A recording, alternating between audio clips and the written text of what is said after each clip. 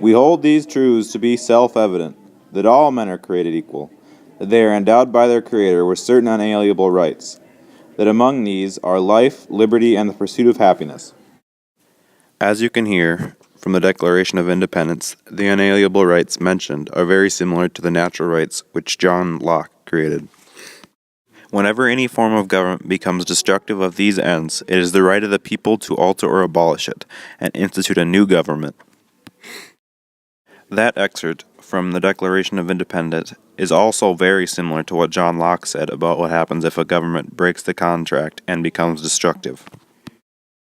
When in the course of human events it becomes necessary for one people to dissolve the political bands which have connected them with another, and assume among the powers of the earth the separate and equal station to which the laws of nature and nature's God entitle them, a decent respect to the opinions of mankind requires that they should declare the causes which impel them to the separation.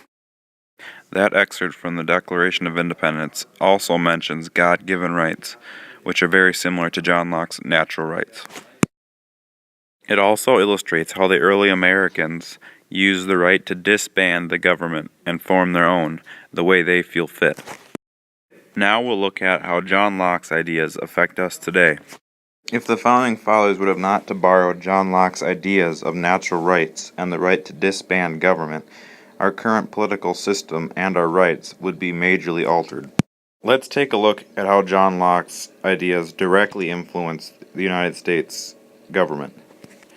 John Locke's rights of life, liberty, and property are all found in his natural rights. These same rights are also found in the Constitution, Declaration of Independence, and other major U.S. documents. Let's take, for example, how the Bill of Rights borrows some of John Locke's ideas about freedom.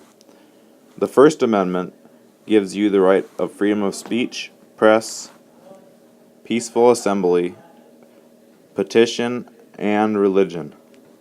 This is also very similar to John Locke's general statement of life, liberty, and property.